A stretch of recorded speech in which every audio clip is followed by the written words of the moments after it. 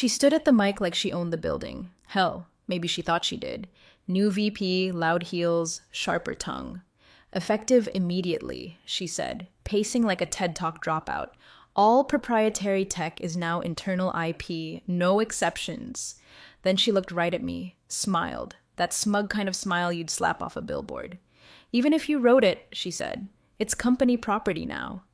You ever feel your heart slow down instead of speed up, like a metronome hitting war tempo in reverse? That was me, because I wasn't shocked. I wasn't scared. I was clocking it. Every syllable, every smug flick of her hair, every idiot in that room laughing nervously like we were watching corporate stand-up instead of a legal landmine go off in real time. If you're listening to this and haven't already, hit the subscribe button and tap the like. It helps way more than you'd think and keeps this story alive for the next one. Now, back to that VP and the fire she just walked into barefoot. Thing is, I didn't rise through the company by waving around buzzwords and Canva decks. I built the core, quietly. While others chased promotions, I chased integrity and syntax. My code didn't just run systems. It held them together when everything else collapsed. During the 2022 supply chain mess, while the suits were panic ordering espresso and shipping delays were nuking our margins, I was pitching a solution. Real-time exception mapping, predictive rerouting, cold chain compliance that didn't just tick a box, it prevented lawsuits. I didn't build it on company time, I built it on mine. Nights, weekends, with my dog curled up beside me and a coffee gone cold on the windowsill. And when it worked, when it actually saved us from losing 3 major clients, I did the right thing, filed a patent through my LLC, PulseNetics Solutions, patent number 99124C. Then I licensed it to Orion, non-exclusive, 5-year term, clearly outlined. I had it signed by Greg Thomas, our old COO, the only executive I ever trusted to read past page 1 of a contract. So when this shiny new VP tried to claim it as hers, I didn't panic. I packed my desk, quietly, slid my badge into a drawer, and as I stood, I said one line, just one. Actually, it's patent no 99124C, licensed, independently held. She blinked like I just quoted Latin. Then she laughed, out loud. The kind of laugh people do right before they realize the house isn't theirs. It's rented and the landlord's knocking. Let me rewind. My name's Shay Keller. I was senior systems architect at Orion Systems, San Diego born, code raised. If it had a server, I could tune it. If it had a signature, I could trace it. And if it had a loophole, I could close it before you even knew it was there. I didn't build Orion Pulse to be flashy. I built it to be functional, a living, breathing, predictive layer atop logistics chaos. Everything from inventory to temperature sensors to satellite-linked reroute protocols. When it launched, revenue jumped, churn dropped, customer trust hit all-time highs. Suddenly, we weren't just some flashy West Coast firm anymore. We were essential. Quietly, because I never asked for credit. Not until someone tried to take it. I kept receipts. Every line of code, every contract revision, every time-stamped merge. And yes, every time someone forgot, the code was licensed.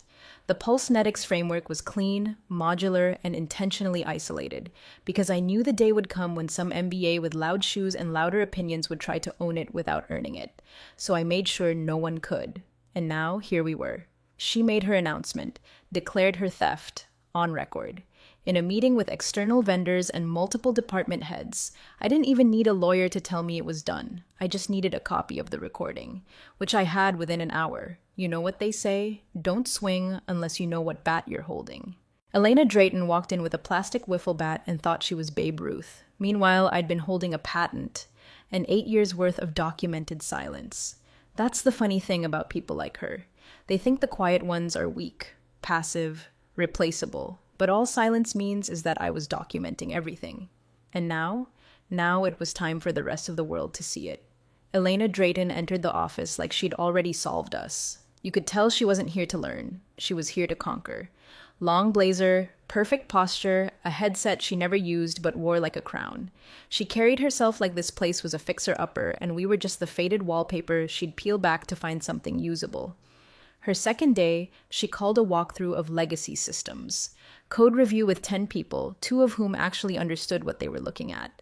She stood behind me as I explained how PulseNetics interfaced with Orion's data lake. "That's confusing," she said, loud enough for the group. "It's not intuitive, and the modulars seem Proprietary. I turned in my chair slowly. They are? Meaning? Meaning they're licensed. Backend architecture is owned by Pulsenetics Solutions. It's not Orion IP. She gave a little head tilt like she'd just found a dead pixel on her news screen. Right. Let's flag that. We'll want to streamline. That was week 1. Week 2, she asked for my source access. Just for visibility, she claimed. Need to know what we're paying for.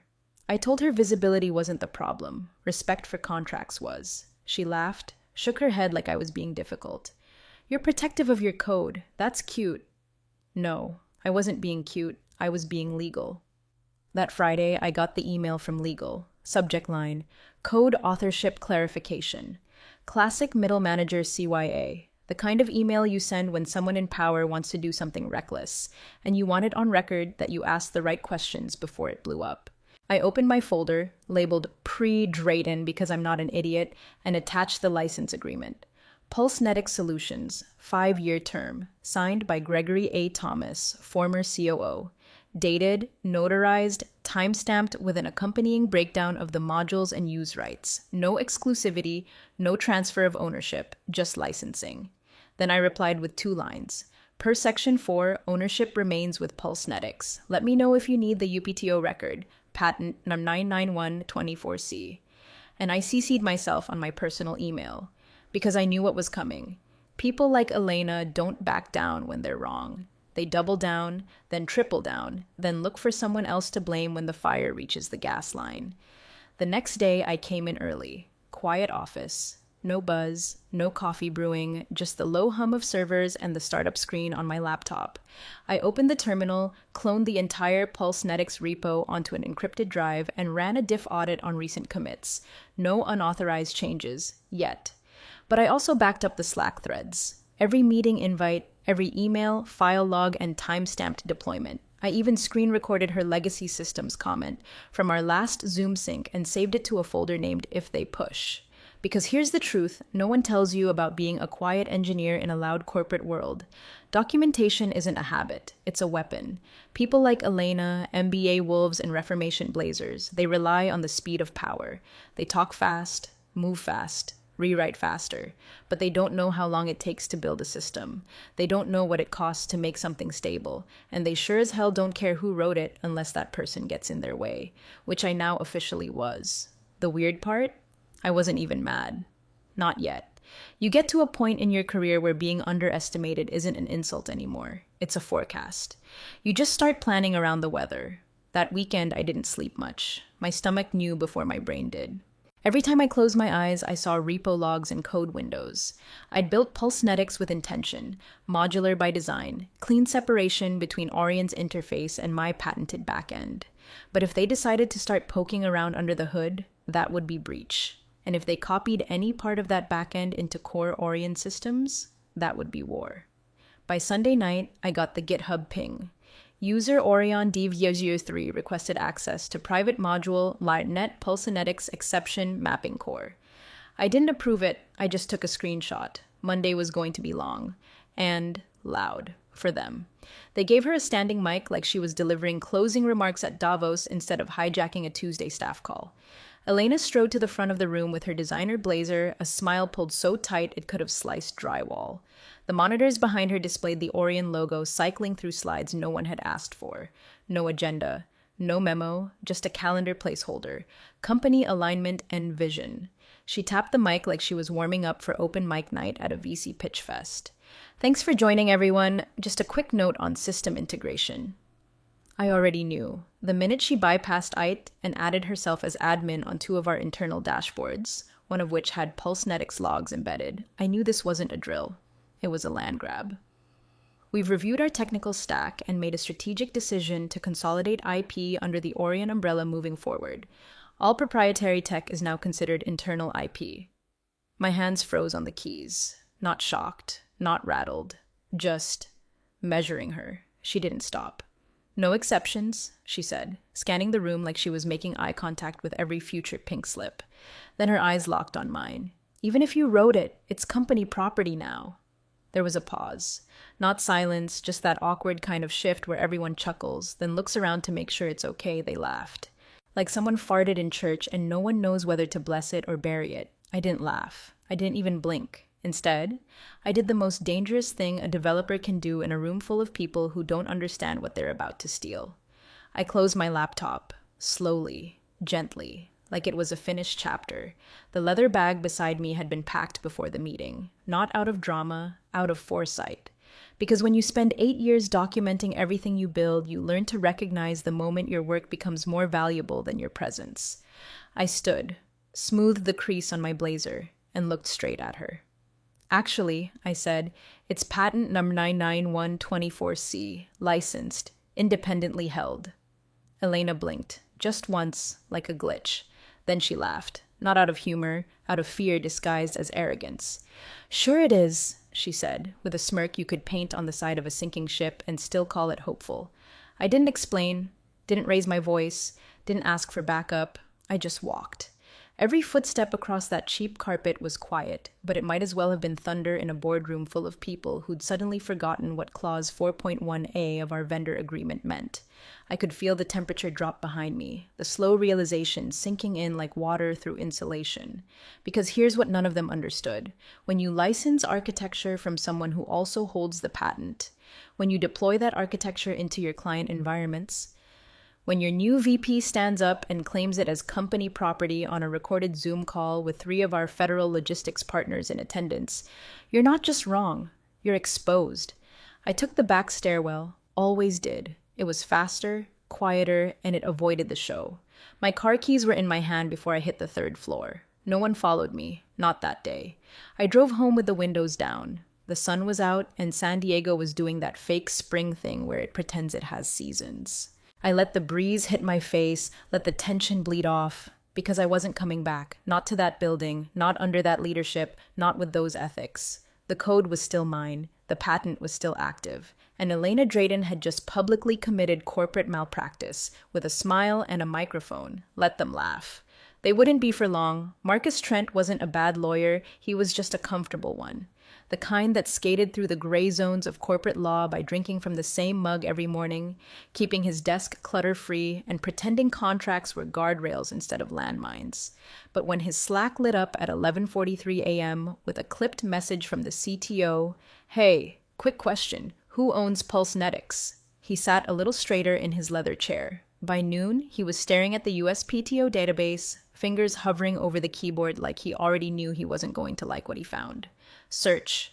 Patent No. 99124C. Result. Pulsenetics Solutions, LLC. Owner, R. Colin Walker. Filed. 2024-0208. Approved. 2025-0103. Status. Active. Enforceable. He exhaled, sat back, rubbed the bridge of his nose. R. Colin Walker wasn't just a name in the records. He was the lead systems architect for Orion's logistics framework until about 45 minutes ago. Now he was the plaintiff in waiting for one of the most clear-cut IP violations Marcus had ever seen. He opened the legal archive, fingers stiff. Greg Thomas's old license agreement was buried in the 2021 folder, digital signature and timestamp intact. Marcus read the first page, then the second, then the clause that mattered most. All rights and ownership retained by Pulsenetics Solutions. License term 5 years. No modification or replication permitted without express written consent from the owner. His stomach sank. Still active. Still valid. And less than 3 hours ago, Elena Drayton had stood in front of 60 employees, plus 3 remote partners on Zoom, and declared out loud that all proprietary tech is now internal IP, even if you wrote it. Marcus clicked through to the meeting recording. Zoom had already uploaded it to the internal archive. He watched her say it again, that same confident tone, that same look she gave Colin across the room. He watched Colin stand, calmly state the patent number, and walk out like the ending had already been written. The external partners had been in the call. 2 from Redline Freight, 1 from US Foods. All silent witnesses to a public declaration of theft. He scrubbed back to the moment again, just to be sure. At timestamp 4812, she said it clearly. Even if you wrote it, it's company property now. Jesus. He tapped out a message to Elena. She was offline. He checked its version control logs. The PulseNetics code branches had seen activity, not just read access. Someone had tried to fork one into a new build directory. His phone buzzed. Call from Chief Risk Officer Celine Yao. He let it ring once, twice, then picked up. I'm looking at the license agreement, Celine said flatly. And the USPTO entry, this wasn't internal IP. I know. Tell me we didn't just claim it was. He didn't answer.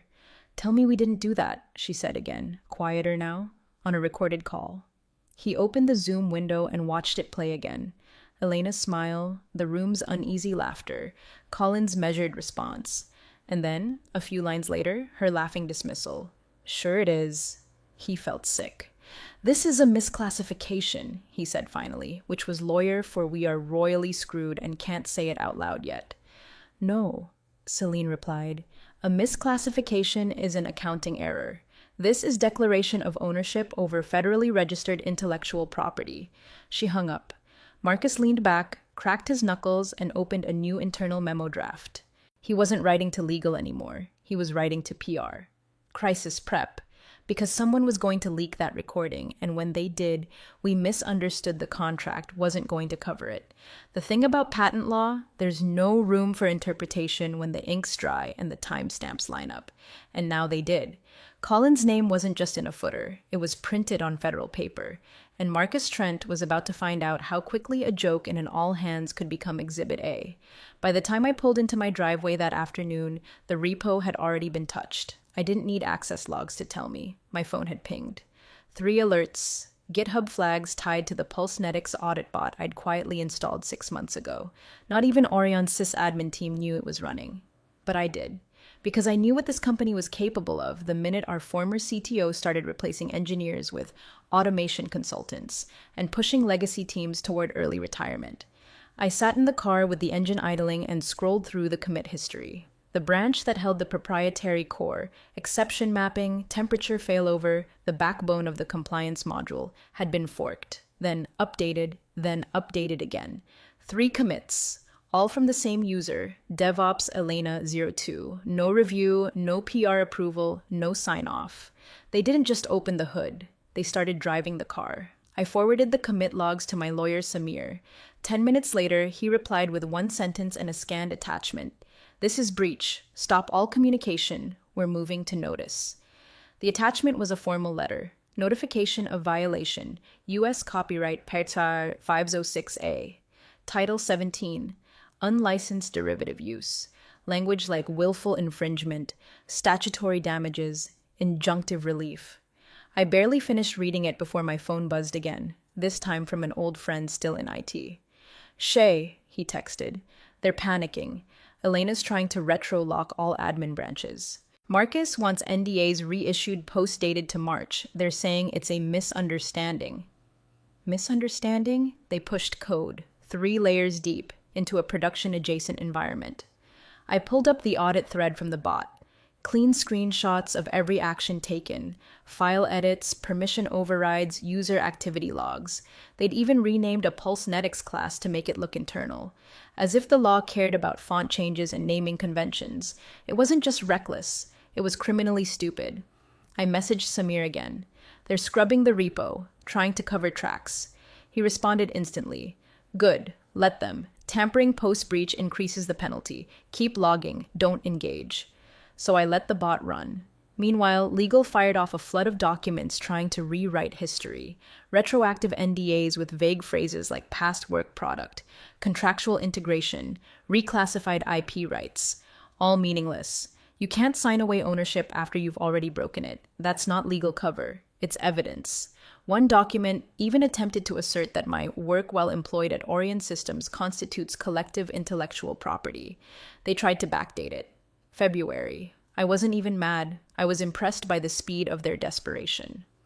The next morning, I received a message from a junior developer I'd mentored 2 years prior. She was quiet, smart, the kind of engineer who reads licenses before they copy-paste from Stack Overflow. She'd seen the commit history and knew what it meant. I don't want to be part of this, she wrote. They told us it was just cleanup, but Elena pushed it directly into the logistics engine, with your code still tagged.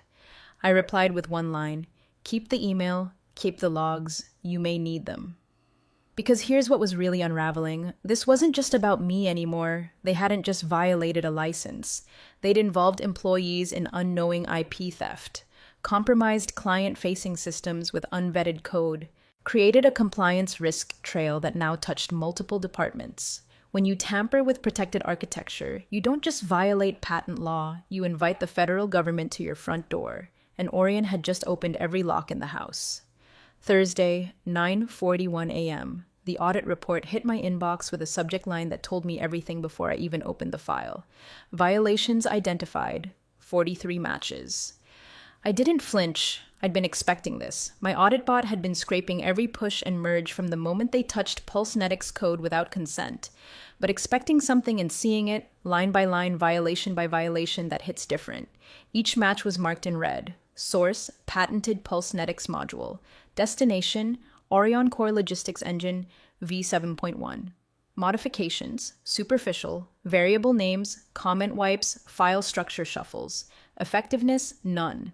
They didn't even try to hide it properly. It was textbook, change the label, steal the wine energy. Like spray painting your name on a Picasso and thinking that made it yours. Samir had the full logs before I could even forward them. He called 2 minutes later, didn't even say hello.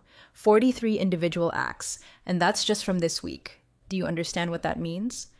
I did. Under U.S. Code Title 17, specifically a U.S. Sanyisi 404C2, willful infringement carries statutory damages up to $150,000 per act. 43 triggers. You do the math.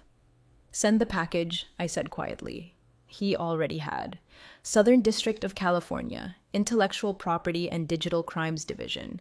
Full repository logs, time-stamped screenshots, license agreements, audit trails, and Zoom call excerpts. And right at the top, Elena Drayton's quote, "Even if you wrote it, it's company property now." My lawyer's brief broke it down like a script for federal theater.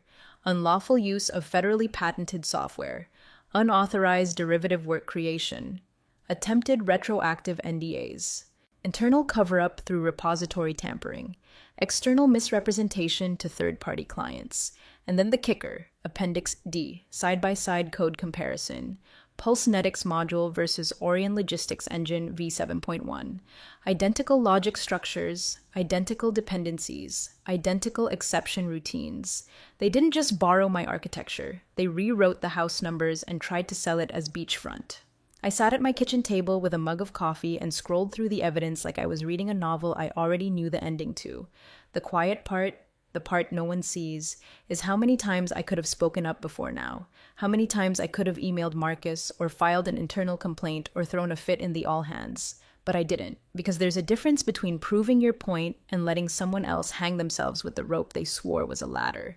Elena hadn't just violated a license. She'd constructed a fraud machine, unwittingly or not, that now sat inside every client deployment package Orion had pushed in the last 6 weeks. That's the thing about logistics platforms. They don't stay internal, they go live. They sync with government vendors. They feed regulatory audit trails. They're embedded in systems the Department of Agriculture, the FDA, and the DoD monitor for traceability compliance. And now the audit logs were federal evidence. The code was in the wild, and Elena Drayton was the last person who should have ever touched it. Samir's next message came in with a PDF attachment. Notice of intent to file. IP breach and fraudulent misrepresentation. He added one line beneath it.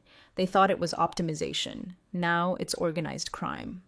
I stared at it for a moment, then saved it to a new folder, Orion. Case file subfolder, ongoing damages, because this wasn't over. This was the middle. Friday morning, 8:07 a.m., a courier arrived at Orion's front desk holding a plain white envelope marked certified, time-sensitive. The receptionist signed with a trembling hand. Word had already started to trickle down from IT that something big was brewing. She placed the envelope on a desk meant for flowers and vendor samples. This one wasn't sweet. It reeked of consequence. The return address wasn't mine. It was my counsel's. Southern District format. Blue stamp. Inside, notice of intent to file, intellectual property violation and license breach, section headers in bold, clauses cited, a thick paper trail of everything they'd touched without consent, committed without clearance and scrubbed without legal authority. By 10:32 a.m., Elena had activated DEFCON levels of damage control. Pure legal IT, all yanked into the executive response pod, a glass-walled conference room we once used to impress visiting clients with our transparency culture. Now the blinds were drawn and the hallway chatter had gone whisper silent. She tried to call, not through legal, not through proper channels, direct to my cell. 4 missed calls, 2 voicemails, then a text that started like a TED Talk and ended like a bribe. Shay, let's realign. Happy to discuss revised licensing terms. We value your innovation and want to explore a formal collaboration path moving forward. That wasn't a collaboration. That was a last-ditch plea with corporate perfume sprayed over panic. Another text came 5 minutes later. We're open to discussing rejoining the team under elevated leadership terms. I'll backdate equity. She was offering a throne in a castle that didn't exist anymore. I didn't reply. Samir did. All future communication must go through counsel. Per Section 7B of the existing agreement, Ms. Keller is under no obligation to engage post-violation. Translation. You had your chance. You blew past it in heels and a wireless clicker. Then, at 11:06 a.m., something strange happened. Elena's Slack went dark. Not paused, not offline, deactivated. Her name disappeared from active threads. Shared files she'd uploaded turned gray with an error message. This content is no longer available. Inside the war room, her voice went quiet mid-sentence as she stared at her laptop. Witnesses later said she blinked 3 times, typed something, frowned, then slowly closed the screen without a word. That's how the system handles a breach from the inside. They don't send flowers, they pull the cord. The CTO left the room next. Pale, shaken, he made a phone call and muttered something about compliance exposure, then retreated to his office with the blinds shut so tightly you'd think daylight itself had a subpoena. I started wiping build histories, trying to isolate the PulseNetics modules, but they couldn't, because PulseNetics wasn't just a plugin, it was foundational. Threads of it ran through temperature compliance, inventory variance alerts, carrier reroute logic, and cross-system encryption checks. Removing it wasn't surgery, it was amputation. At 2:17 p.m., a private Slack channel was created by legal Pulse licensing review users. Legal at Council 1, Legal and Council 2, Compliance Auditor 3 topic. Damage assessment, IP breach triggers, and timeline. They didn't invite Elena. The same woman who'd announced with a smirk that all proprietary tech is now internal IP was now locked out of the very system she claimed to own. I didn't watch it happen, didn't refresh LinkedIn, didn't eavesdrop on chats from former coworkers, didn't drive by the office to see who was crying in the parking lot, because silence is its own answer. And right now, mine was saying everything it needed to. They tried to take ownership. What they got instead was notice. Monday, 8:57 a.m., the executive floor was unusually quiet, the kind of quiet that comes before a lightning strike. The board was deep into a strategic outlook session, huddled behind glass, sipping cold-pressed smugness and arguing over Q3 market signals like any of it would matter in an hour. Then the elevator chimed. 3 men stepped out, dark suits, badges already visible, no hesitation, no announcement. They moved with the kind of precision that makes even the cockiest executives sit a little straighter without knowing why. U.S. Marshals. They bypassed reception, walked directly to the boardroom, and opened the glass door mid-sentence. Elena had just finished presenting a slide titled Unified Architecture Rollout, Post-Consolidation Timeline. She was smiling, gesturing confidently toward a chart she didn't understand. 2 board members were nodding, the kind of nod reserved for buzzwords and plausible deniability. The lead marshal lifted a folder, thick, clipped, labeled. Subpoena, he said. Southern District of California, Federal IP Investigation. The silence was instant. Everyone stopped breathing at the same time. Elena blinked, then laughed, sharp and performative, like she thought she could outpace reality with volume. This is ridiculous, she snapped. This has already been clarified. We're reviewing everything internally. The marshal didn't flinch. Instead, he pulled a printout from the folder, turned it toward her, highlighted in yellow at the top. Patent number 99124C, PulseNetics Solutions. Below it, pages of code comparisons, server logs, audit trails, access violations, timestamps, Screenshots, Slack messages, even a screenshot from the Zoom all hands time-stamped at 48:12 with the closed caption caught mid-sentence. Even if you wrote it, it's company property now. He didn't raise his voice. It's not. Elena opened her mouth, then closed it. She looked around the room like someone would stand up and defend her. No one moved. Not PR, not legal, not the CTO. The marshals flanked her gently. No cuffs, no scene, just presence. She was escorted out through the glass doors she once strolled through like a queen. One of her heels clicked awkwardly on the tile as she caught her footing. No one followed. The door closed behind her with a whisper. For a long moment, no one spoke. You could hear the Hevak hum, the gentle tap of a coffee mug being set down too quietly. Then someone, an outside board member, pale and sweating, finally leaned over and asked the question that would define the entire fallout. Did we really try to steal federal IP? The CEO didn't answer. He just stared at the closed door. Across the room, Marcus Trent, the general counsel who once skimmed my license agreement like it was a formality, sank back into his chair with the look of a man realizing he wasn't holding a contract. He was holding Exhibit B. The marshals didn't just seize Elena's laptop. They took server snapshots, downloaded deployment histories, cloned the DevOps backend. They logged every IP, every forked branch, every attempt to rename Exception Handler v3 into Logistics Predictor AX. This wasn't a takedown. It was an excavation. They didn't ask for cooperation. They arrived with proof. By 10:15 a.m., the Slack channel Hantar Pulse licensing review had been archived. It was told to stand by for system isolation procedures. External counsel was called. 3 execs left the building for off-site meetings and never returned. And me? I watched from a beachside cafe, laptop open, audit bot still humming quietly in the background. I stirred my coffee, closed the live stream, and smiled. They thought silence meant absence. Turns out, it meant observation. And now, the system was responding. 2 weeks later, Orion's homepage changed, quietly, unceremoniously, the banner that once boasted Unified Intelligence Proprietary Power now featured a beige placeholder. We're evolving. Please excuse the transition. Their press release dropped that same morning. 4 lines, all corporate fluff. Orion Systems announces operational realignment. An interim VP of operations has been appointed. The company remains committed to innovation, compliance, and partner trust. Not a single mention of Elena Drayton. She didn't resign. She didn't pursue new opportunities. She vanished, scrubbed from the leadership page like she'd never existed. LinkedIn, locked, bio, archived, Whisper networks, on fire. Inside sources said the board meeting where it all went down lasted 17 minutes. She showed up in a charcoal suit, walked in with legal, walked out alone. They say the only words she spoke were, "Is this final?" The board chair replied, "We're not here to negotiate." The settlement terms were 7 figures, paid over 2 quarters, no NDA, my condition. They wanted silence. I gave them structure. Orion formally ceased all use of PulseNetics code.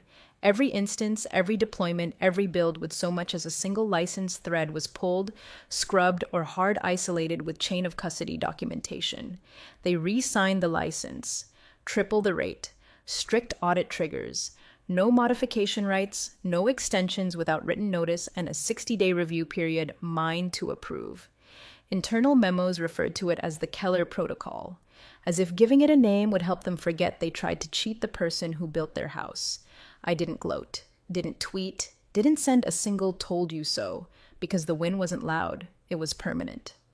2 months later, at the West Coast Innovator Summit, I was asked to speak on a panel. Not about startups, not about fundraising, about ownership, the quiet, legal kind that outlasts every headline. The panel was called Respecting Founders IP. I wore a plain navy blazer, no company logo, no PR handler hovering behind me, just me, my notes, and a single slide I saved for last. It was black text on a white background. No font tricks, just a sentence I've lived by for years. Don't assume silence means surrender. It often means documentation. The room went still. A woman in the front row, probably another engineer, nodded slowly. A man in a navy suit stared like he'd just remembered every intern he ever dismissed. I stepped off the stage and walked past 3 CEOs I'd once pitched PulseNetics to. Each of them had passed on it.